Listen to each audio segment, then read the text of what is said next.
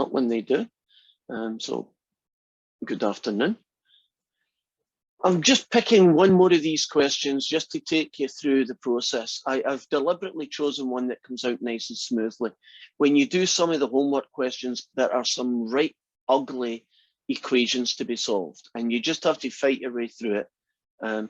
But keep in the back of your head, as long as you do it to both sides, it's okay rule. That very often, that strategy can get you out of all sorts of trouble. So let's get started. I want to find the absolute maximum and minimum of this function in that interval. So we have a kind of technique for doing this. And first thing I'm going to do is check that I can use the mean value theorem, right? That I'm allowed to do what I'm allowed to do. And normally you just do that in your head. Would you agree that this cubic is continuous and differentiable? There's nothing weird happening inside a cubic, right? And because of that, the mean value theorem is doable. So once I got that out of the way, I'll then differentiate. Now, as I said, I chose a nice easy one. So 24x squared, differentiate that, 24x, differentiate that, you get 24. And now I need to find the critical numbers. For this guy, the only critical numbers I need to look for are derivatives being 0. Now, I could fight my way through that, but, you know, always look on the idea that just because you can doesn't mean you should. Right? I could try and factor that with the numbers in front of me, but I choose not to. So what do you think I might do to both sides just to make this quadratic easier? Divide by 4. Okay, so I have a 6x squared, take away a 5x, and plus a 6. So far, so good. Would you agree that's a little bit easier to deal with? And anything that can make your life easy, you should try it in the algebra world. I got a lot of combinations out there, but I know it's going to be an x and an x, and it's either going to be a 6x and an x or a 3x and a 2x, right? That's the only two. One of them is going to work and the other isn't. And I need multiples of 6. So I could do a 3 and a 2, a 1 and a 6. That doesn't look promising, does it? How about a 3 and a 2? So I've decided that that ain't going to work. Right, that I do know can work. Can anybody see the two numbers that are going to go here and here? Now, there are clues. Because this is positive, but that is negative, isn't that a clue to what we could do? Is that, let me check that number. I may change that. Let me double check that. Yeah, because that is positive and this is negative, doesn't that mean one of them has to be positive and the other has to be negative? Right. Anybody got the combination? Right. They're both negative, right? Oh yeah, they're both negative. Yeah. Take that back. Yes. Don't know what I was trying to say, but I wasn't saying it very well. That's not going to work, is it? That's not going to work.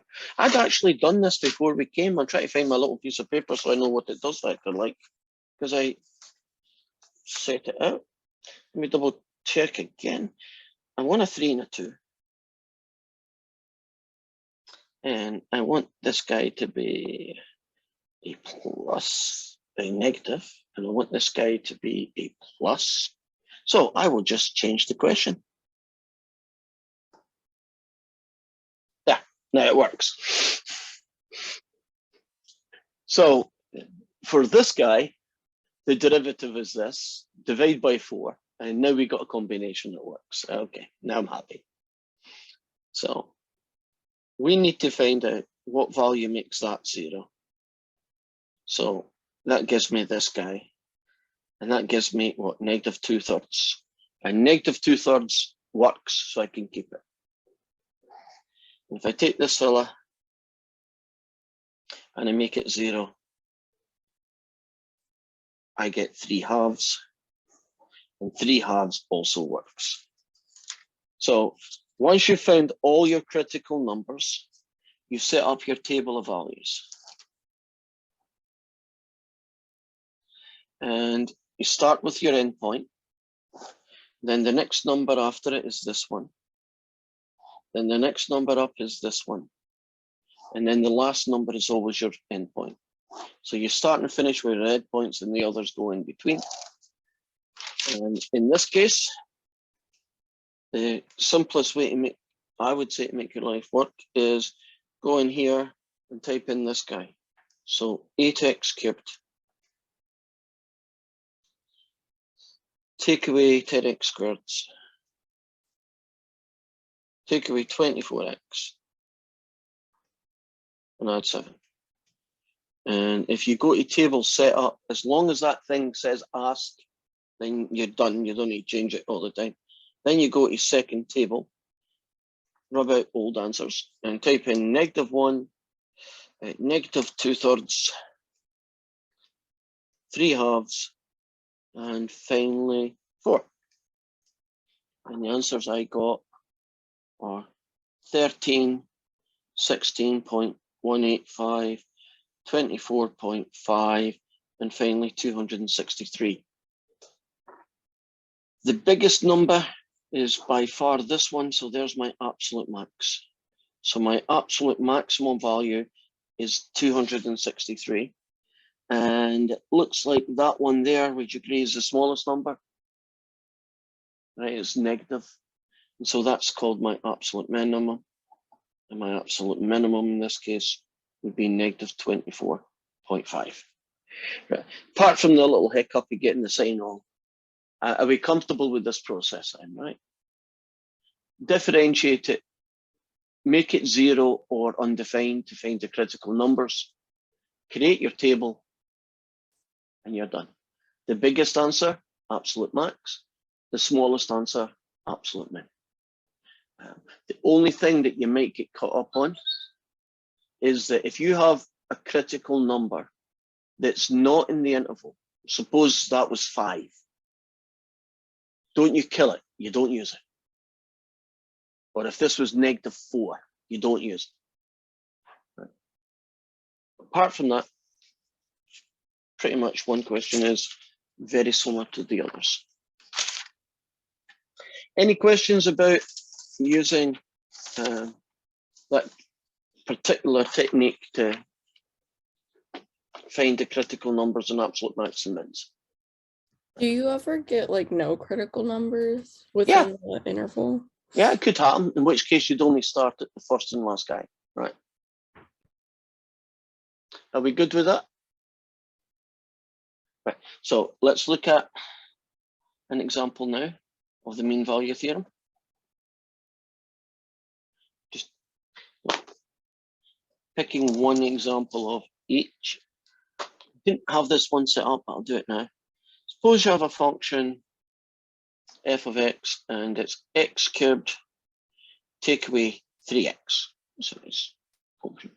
And you're interested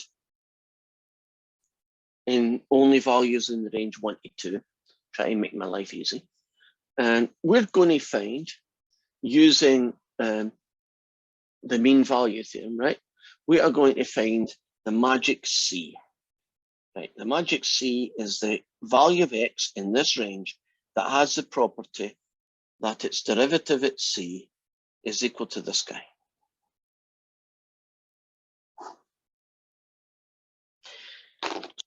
In this case, this guy is called A, this guy is called B. So we are looking for f of B, which is the value of the function at 2, take away the value of the function at 1, over take away that guy. 2 gets you 8, take away 6, which is 2. 1 take away 3 is -2 over 1 equals 4. So according to the mean value theorem, there is some place between 1 and 2, right, between the values of x, 1 up to 2, that this function has a derivative of 4. So I find the derivative, which is 3x squared take away 3. And we're looking for when is it equal to 4.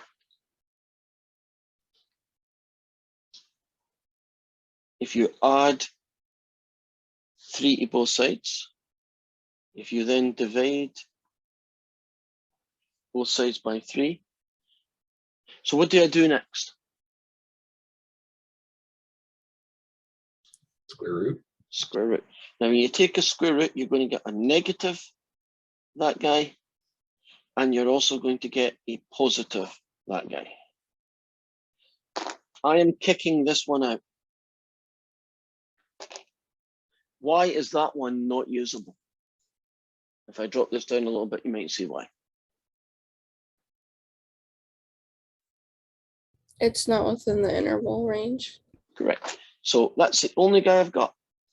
Now, technically speaking, that is the correct answer, and maybe WebAssign will tell you it is. Oops. If you split it, it looks like that. And if you rationalize the denominator, it looks like that. So that, and that are just 3 different versions of C. Has anybody done questions where you're pretty sure you've done it correctly, but you've done this and WebAssign wanted that? Has anybody came across that yet? Because I'm never quite sure what WebAssign is happy with, because it's kind of hit and miss. Sometimes it does a lot of choices, and other times it wants one specific one of these 3 answers, and it doesn't like the other 2. Anybody come across that yet? Okay. If you put in this answer and it says you're wrong, will you at least have a shot at one of the other 2 in case it's just a format thing? Don't assume that, oh, well, I just can't do the question, right? I don't know how to do it. Assume that maybe you've got the right answer, but maybe it's not written quite the way it should be.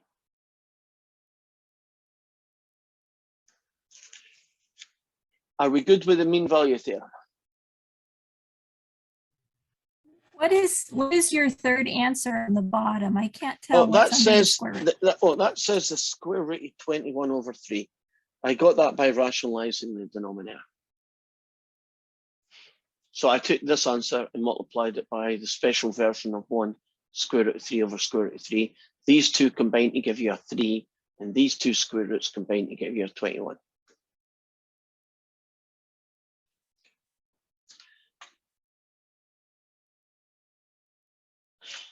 Okay, that's those loose ends done. Let's get started on this fella then. I want to do an intro today and try and get as much done as we can, and then finish it tomorrow. Right. I want you to imagine that we have got a function like this, where it's got bits that going up and bits that going down, and little funny little triangle things called cusps.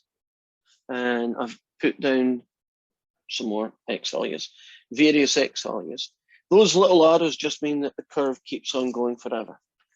And we're going to do, in a few minutes from now at least, we're going to do questions like, for what values of x is this function increasing? And for what values of x is this function decreasing? But before we do that, I want to show you, or remind you at least, what's called interval notation. You came across this in Math 141. Interval notation is a way of describing a region of values of x. So for instance, instead of saying that, in interval notation, we would describe it like this. All the values of x from 1 to infinity. That square bracket, that's what I call this shape, the square bracket, means you include 1. If it was that, the difference would be what I call a curved bracket. Do you remember those guys? Right. Now, sometimes you get an interval that looks like this. So x is between 1 and 3. 1 on this side, 3 on that side. You see here, you're allowed to use 3, but you cannot use 1. And sometimes you get intervals that look like this. In this case, negative infinity to 7 square bracket.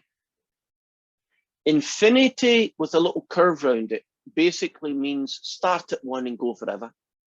A negative infinity with a curve on it and finishing at 7 means that you start over here, right, at infinity, right? You keep going that way and you eventually stop at 7. Right. Are we comfortable with this notation? Right. So let's look at the questions fresh. We are going to talk about when is a function increasing and decreasing.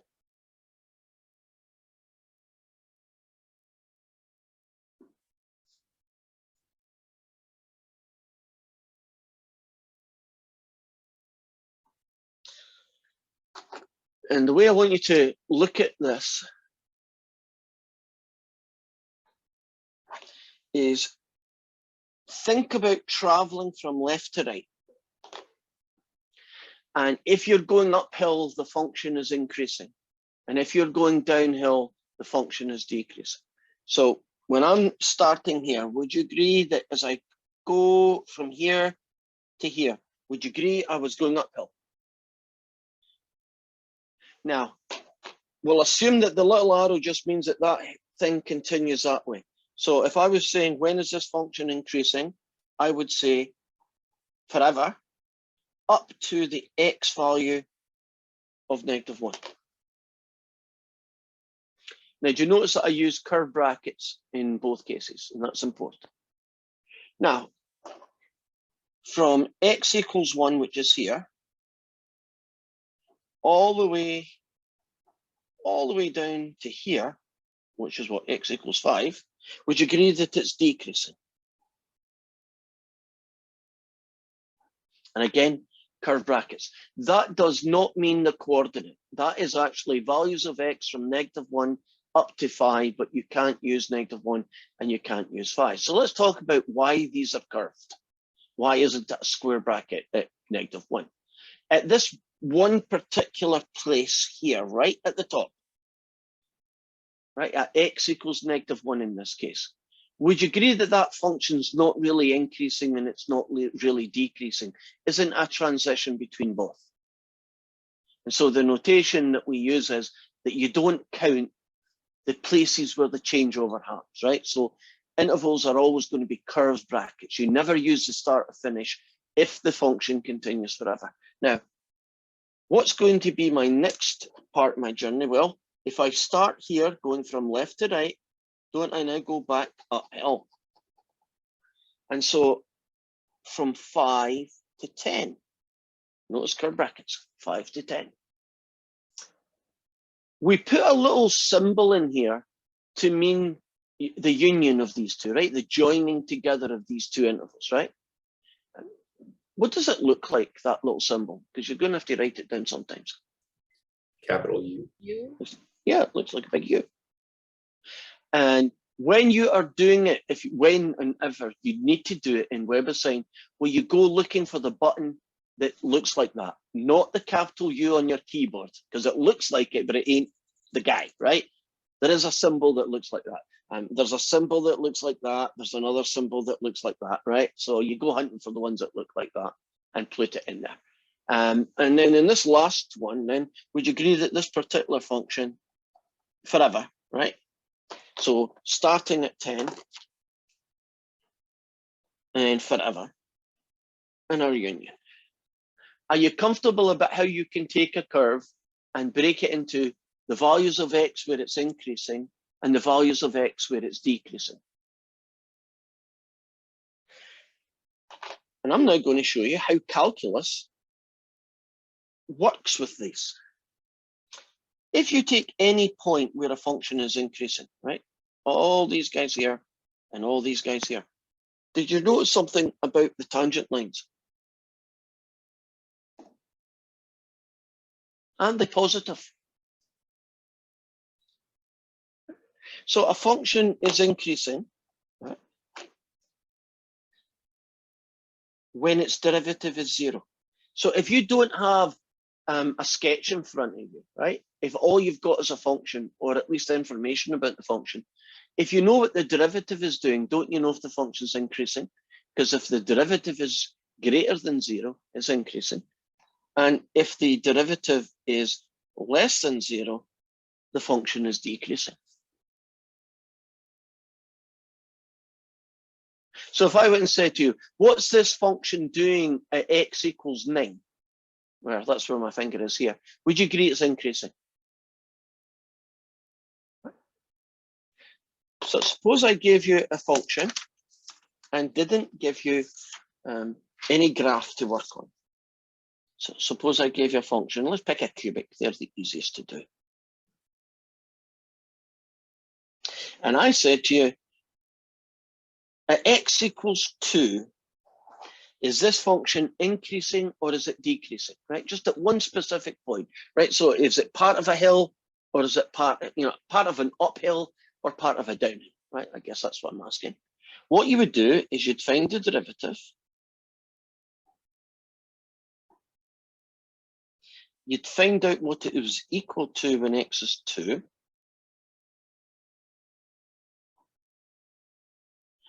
In this case, what's that? 12, take away 16, add 7. And in this case, the answer is 3. Positive 3. So doesn't that mean that it's increasing at that point? In other words, it's part of an uphill. And I haven't sketched that, right? I'm just doing that purely through calculus. Does that make sense? Now, what is typically happening at the changeover points? In this case, these 2 points here. What's happening to the derivative at these changeover points? What's the derivative here then, at this hill? It goes from positive to negative, so it goes Right. 0. So it's 0. So at the changeover, at the transition points, won't the derivative be 0? What about at this one? What's the derivative at one of these? They're called cusps. They look like the tops of hills, tops of buildings, right? Roofs of buildings. What's the derivative It look doesn't like here? exist. It doesn't exist. And we call that undefined.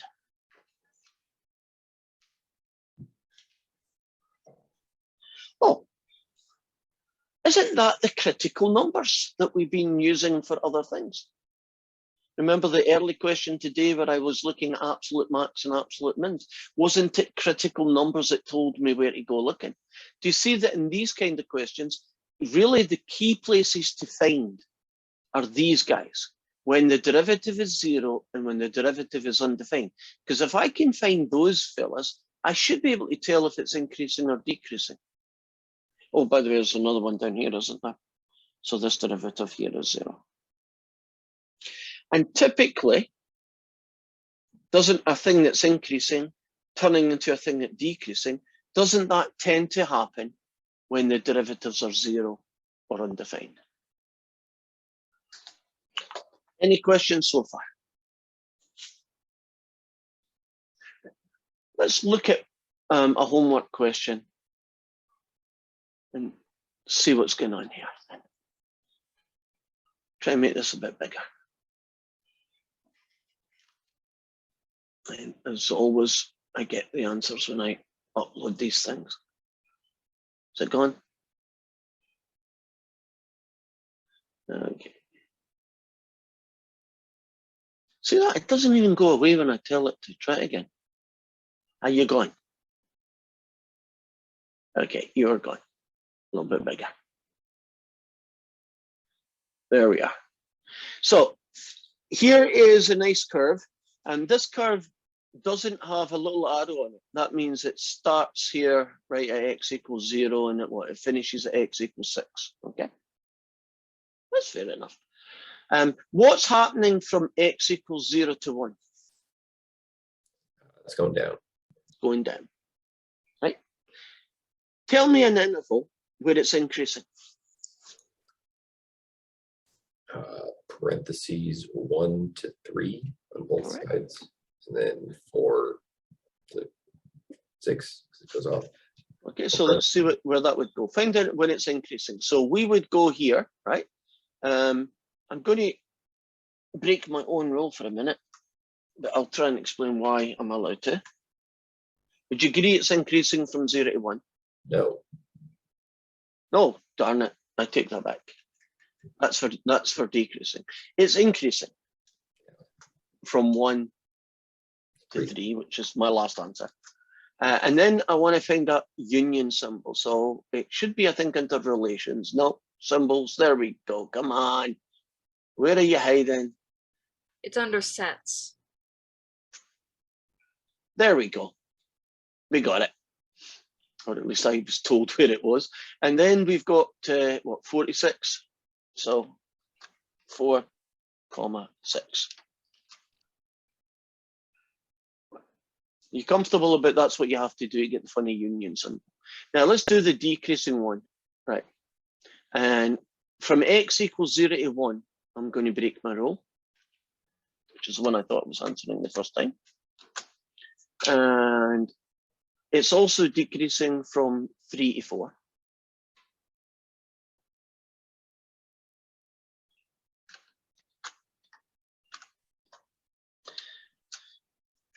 And make that go away. I don't care if WebAssign doesn't agree with me, I'm still right. Wait, so why'd you put a bracket around the 0? Right, let's argue about why that is the case. This guy here isn't the top of a hill or the bottom of a valley. Would you agree at this point here it's just a starting number? Okay. So my argument is that at that point there, 0 is part of the decreasing. Now, you could argue, and they do, that it should be called, what the hell, pardon the French. This is WebAssign putting in stuff as I'm typing, I think. There we go. You could argue that, agreed. Nobody's going to argue about 3 to 4. Everybody agrees it's open to open. But there is some disagreement that if a point starts or finishes, that it counts as part of the increasing or decreasing. And so you could give it a square bracket. So that is one of the choices. So do I get, oh. Wouldn't you also count it at 6 then? I would, yes. Okay, all right. So if I'm going to do that, I have to be consistent, and I do that. Now, unfortunately, I know what I can do. I don't get what you can get, so I am going to go and try WebAssign as a student, which is a bit of a pain because I have to go in and out all over the place. Where are you? Are you up the top?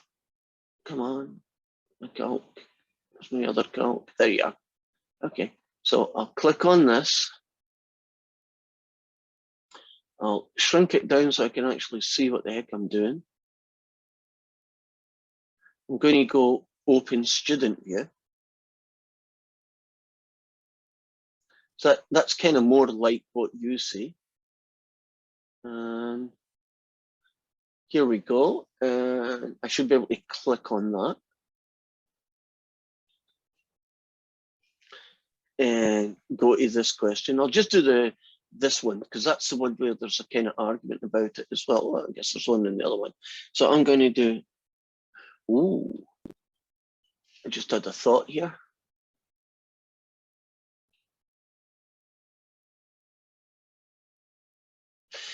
You have to pick, it looks like you have to pick the bracket pattern by using sets. So I'm going to use that one.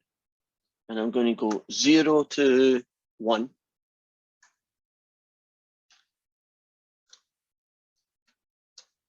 Nope, 0 to 1. Would you just leave it then? Union, oh, you leave it. And so that's decreasing from 0 to 1.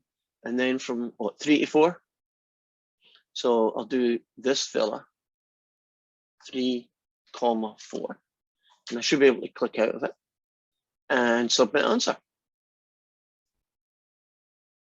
And I'm about to find out if WebAssign likes me or not. And WebAssign likes me. Do you see how it gave a square bracket and said it was happy with it? So WebAssign agrees with me It agrees with maybe half the mathematicians, because there's a very good argument, isn't there, Nick, that you should say curved in both sides because everything's, you know. But if and only if the guy is at the ends, right, the start or the finish, that you can have a square bracket, right? So if you remember that little extra little detail, you're good to go. I'm actually kind of pleased that it done that, because if it didn't, I was going to argue about why it should. Now, since we're on this one, find an open interval. Some new names. Let me not do that yet then. We've done increasing and decreasing, and we've talked about the intervals where it happened. Right. That's this.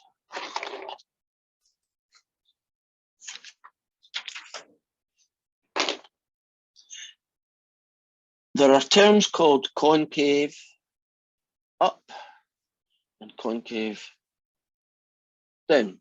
And let's see if they use the same terms. Oh, good. They call it concave upwards. I won't argue with that. And concave downwards.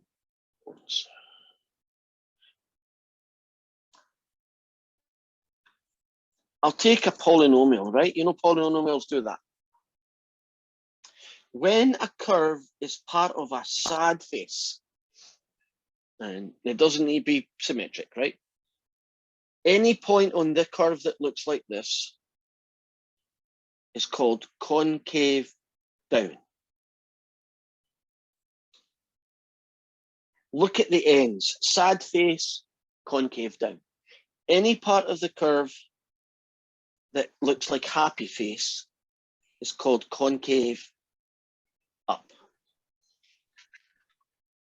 Okay, so I don't know if you've heard those terms, but that's what we have here. Right? Now, when you look at a curve that's, say, this polynomial,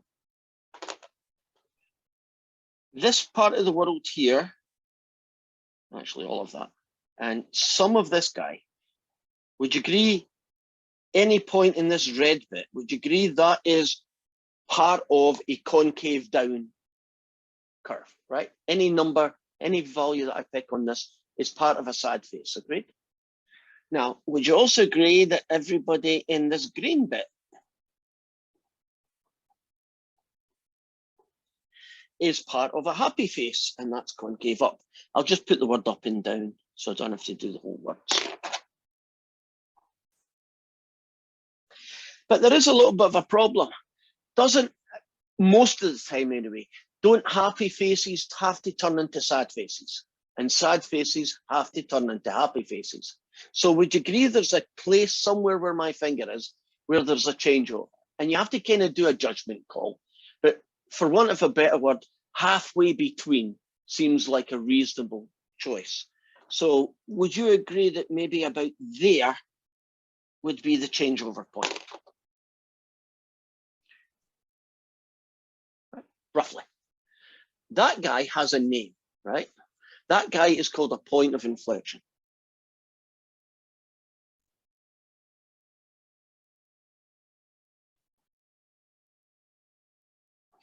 Now you can tell someone where the point of inflection is by just telling me its x coordinate. Can we pretend that's at x equals 3, right? You can also tell someone where the point of inflection is by telling me it's at 3,11, right? You could. Now, if I do it this way, do you see that that's a coordinate I'm talking about now, not an interval? But since there's a lot of questions involving intervals, can you see that doing it that way could get confusing? So unless WebAssign tells me otherwise, can we just tell someone what the x coordinate is? And that's a good way of not mixing the two kinds of notation, right? When I take over the world, there's going to be some new brackets in the world. If I give you that guy, that could mean the point 3,4. Couldn't it mean a single point in 2D space? Couldn't it also mean all the values of x from 3 to 4, but don't use 3 or 4? Do you see why that notation is kind of bad? So when I take over the world, that's going to be a point, and the Robertson curve is going to be for intervals. How about that? But until that day happens, live with the problem, right? Okay, let's return back to my picture here. Would it seem reasonable that round about here, there's a change to a happy face and a sad face, right? And let's say that that guy is at x equals 2. Right? And round about, say about here, roughly. Not here, sorry. Now that one's fine. That's part of a happy face. Actually, in this case, doesn't the happy face just keep going? So I kind of like that. So the point of inflection, the only one at least I can find right now, is here. And it has an x coordinate of 2. What about x equals 10, which is where that is? Would that count as a point of inflection? Well, would you agree on this side it's part of a happy face? And would you agree on this side? It's kind of hard to tell what it's part of, but if it's anything, it's part of a happy face, right? It's just like the left-hand side. So I would say that would count as a point of inflection as well.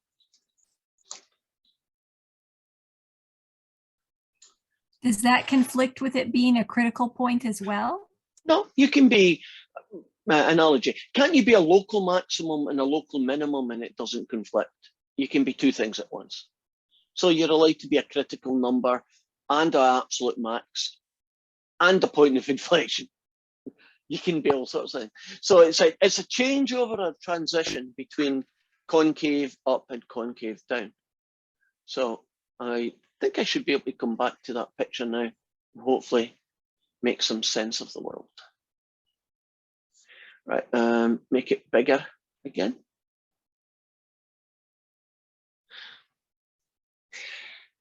Would you agree that this shape is concave up in this region here where my mouse is pointing? So that would be from x equals 0 to 2. Would you agree it's concave up?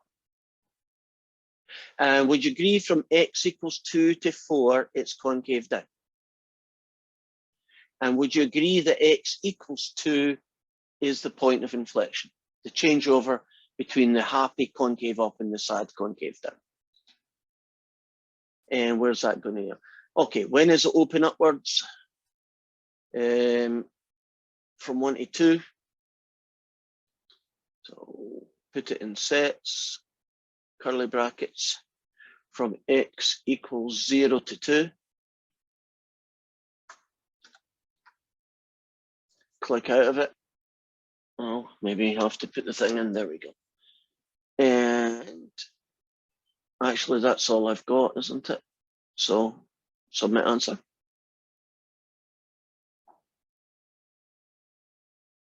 Oh, that's weird.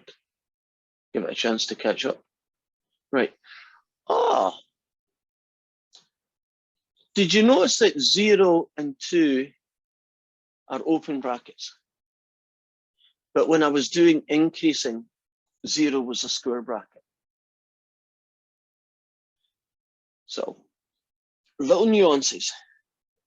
Increasing and decreasing can have square brackets or curved, but you can only have square brackets if it's at the ends, right? If the endpoints are being used. Everything else is curved. Concave up and concave down are always, in every situation, curved. Right, so there are no exceptions, right? Curved, that's it, all the time. Okay, here's a new guy. Looking at this curve, tell me the x coordinate of any point of inflection.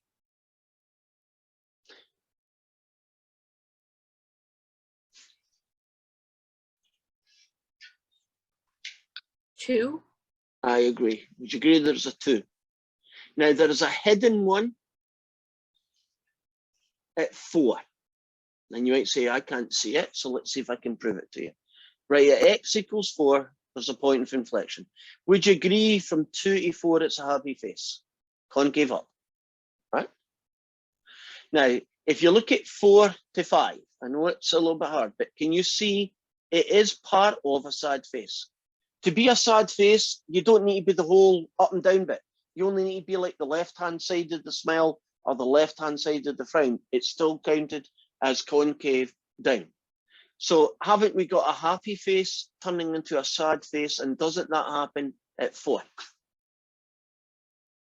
There is one more point of inflection. Where is it? 6. I wouldn't say 6, but Is it it's 5? not part of the word. 5, yeah. Right. Here goes y is 5. Can you see from 4 to 5 you're part of a sad face? You just use imagination and keep the curve going, right? And from 5 to 6, aren't you part of a happy face? So isn't there a transition from happy to sad? Point of inflection.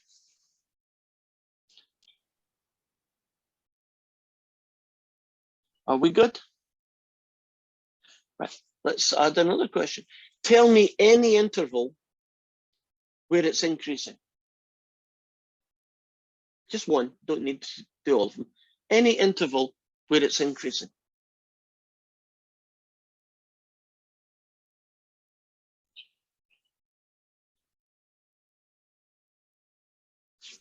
Did you do bracket 0 to 1 parentheses? Yep, and square on the left and curved on the right.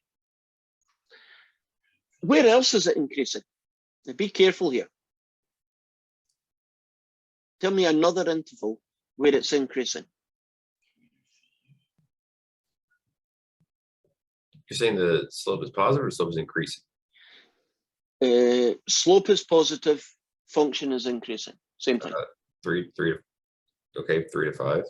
3 to 5, and then that's 5. correct. 5 5 to on 6. both sides. Yeah. So you would do 3 to 5 curved, union symbol, 5 to 6. Now you might say, well, isn't it really increasing from 3 all the way to 6? Not technically. At 5, isn't the thing flat? It's not increasing. So you'd have to do 3 to 5, union, 5 to 6. So little nuance on that one. We're bracket after 6. At x equals 6, nothing special is happening. It's just part of a curving up as far as I can see. Oh, and it's not the end. Okay. I'm looking at it. Now, I'm just looking down here and, well, I personally would have said, give me the x coordinates, but they want the whole coordinates, so we'll do it. Let's pick one. Would you agree that there are point of inflection at the x2 guy, where my mouse is pointing, right? So they want you to write down 2, 2. That's this point of inflection. Where do you think the next point of inflection is?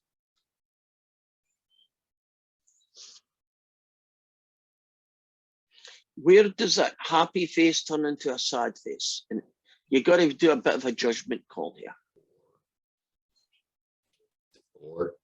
Yeah, I'm guesstimating, but I think 4, 3 would be the guy.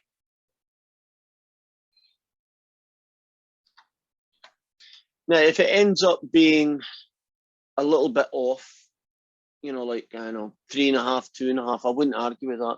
Would you agree that somewhere between here and here, it's happening? I don't know why it keeps doing that. Somewhere between here and here, it's happening. And I'm just picking a nice number, so I think 4, 3 looks good.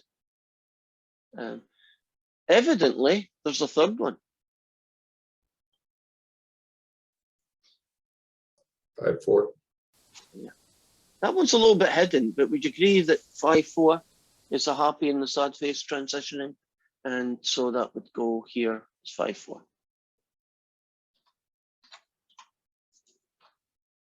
Are we comfortable then about a function is increasing and when it's decreasing and how to write it down using interval notation? When a function is concave up, happy face, concave down, and how you would write that as in interval notation, and how to find points of inflection. It's kind of what we've covered so far.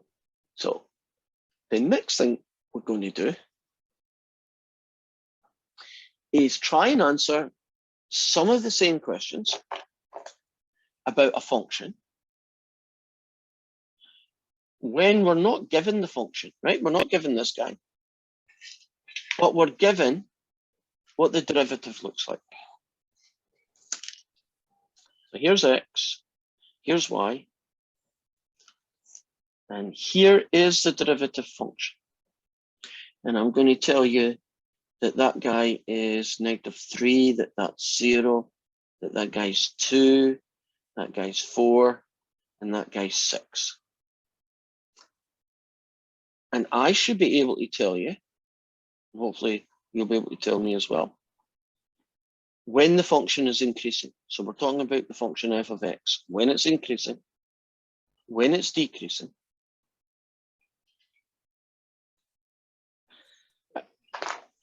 We've touched on it already.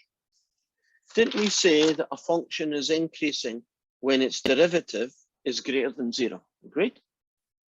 So when I look at the derivative function, would you agree that its positive values are here and here?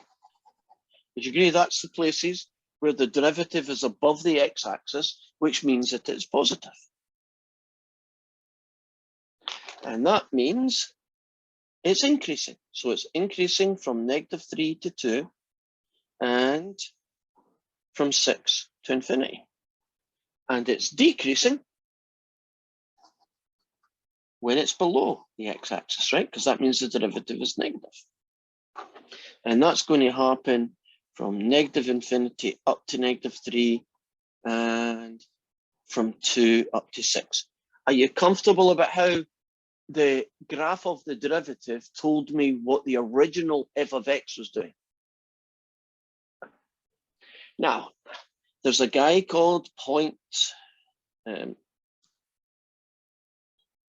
oh, darn it, using the wrong term there. There are points called critical numbers. Okay, what are the x coordinates of the critical numbers using only the derivative function? There are 3 of them.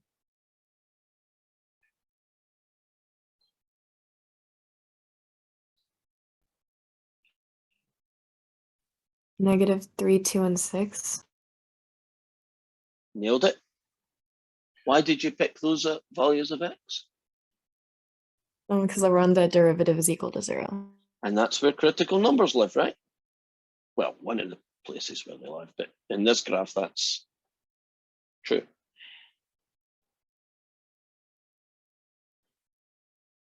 You can even tell points of inflection.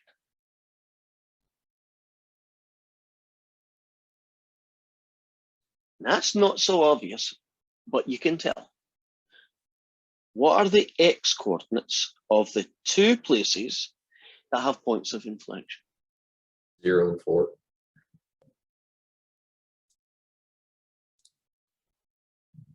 You want to share with everyone, that's the correct answer.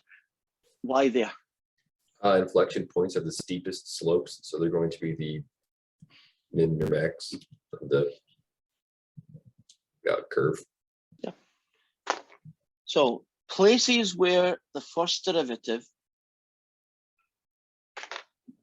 maxes out or minimums out, that's where the points of inflection are.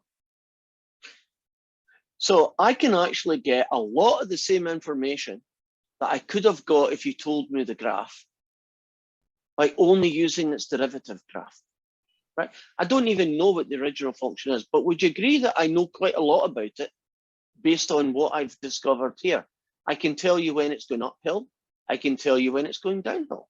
I can tell you when it's got the toppy valleys and the bottom, top hills and bottoms of valleys. I can even tell you where the happy faces turn into the sad faces.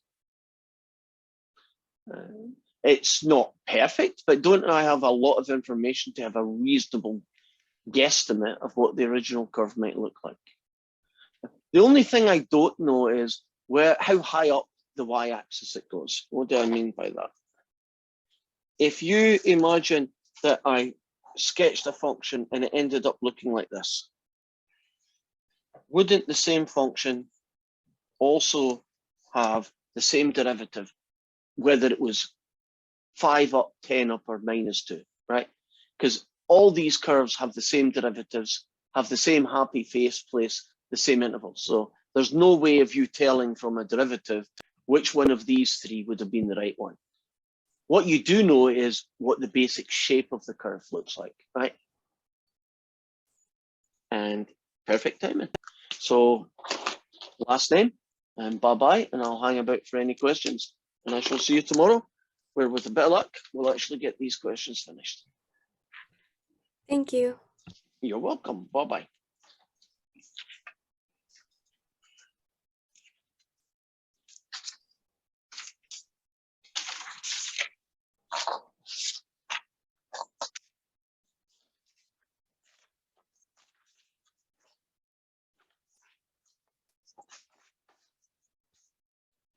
I have a question.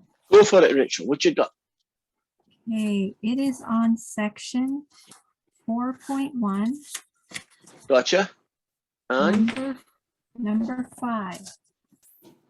number 5. Let me find yours, Rachel.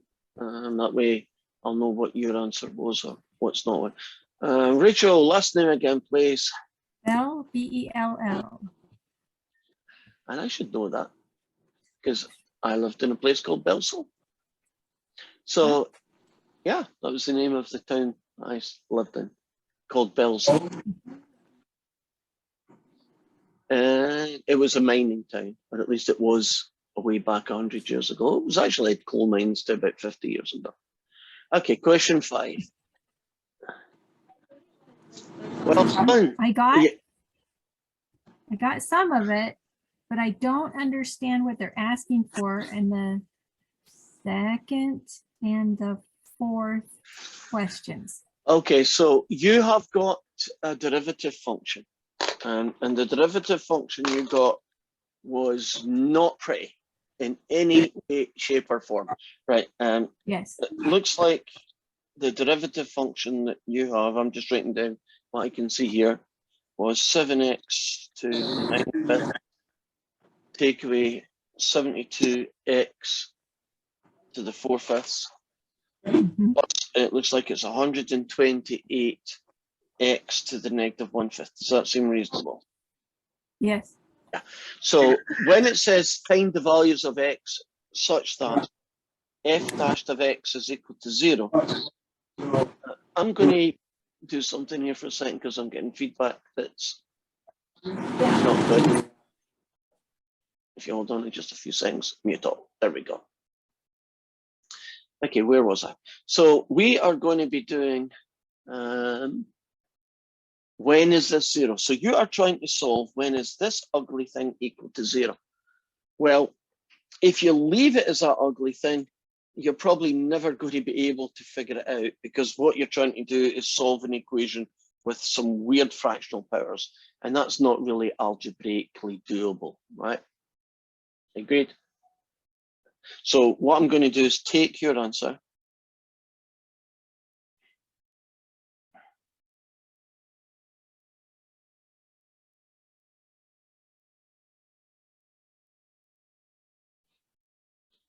and rewrite it like that guy.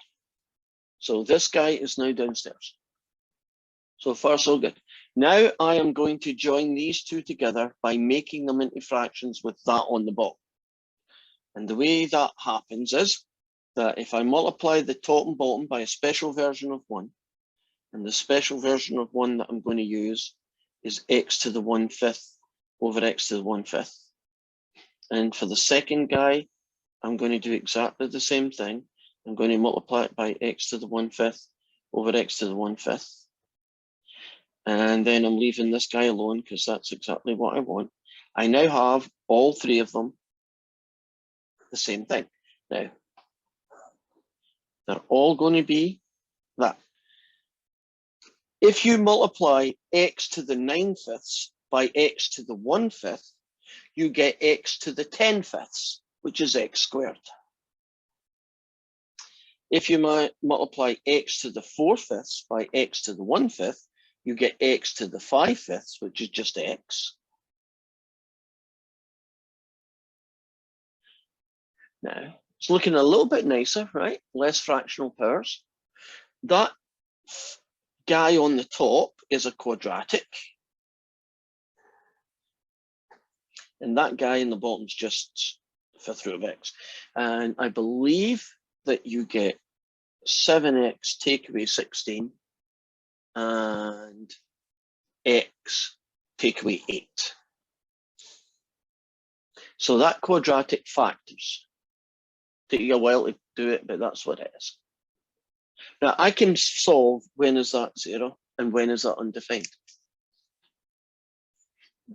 So when is it 0? It's going to be 0 at x equals 8, and it's going to be 0 whatever makes that 0, which I believe is 16/7. So when you're doing your answer to question B, I guess you'd call it the second question, you would put 16/7 first, because it's smaller, 8. So it was the style points that failed you. And it's not surprising how ugly it was. But would you agree that once it's written like that, can't you tell the two places where it's going to be 0? And can you also tell me for later on, when is it going to be undefined? Because there's only one value of x where this is a bad idea. What is the value of x that's going to happen at? Sounds like 0. It is 0. But you got that one right anyway, so you figured that out just by looking, right? And then the last answer that you've got, you got this one right. I wonder if your fraction is the same thing as 16/7. That would be really cool if it was. So let's try it. 1143 divided by 500. And I'll do a math 1 on it. Nah. Okay, maybe you did some rounding off there, but that is 16/7. And so when you put them all together, which is the last answer, that's what you were missing. You got the 0 and 8, but you didn't get the fraction quite right. Just curious. Okay. Yeah, did you just do a decimal or a desmos and make it a fraction as best you could? Oh yeah, I 43. totally saw the derivative and I went, oh no, I'm going to Desmos, and I checked and then I thought, I don't know how to get that. So yeah. Have you seen the little algebra trick for this one now? Does it make Yes, sense? I wrote it. Yes, I wrote it all down. So I'm that saving that it. you might not get another. The thing is, you might not get another question like that for 6 months, you know, because they're pretty rare, right? So you get used to it and you say, oh great, and then 6 months later you think, God, what did you do? I remember there were fractions, but I can't remember what you did with them, right? That kind of situation.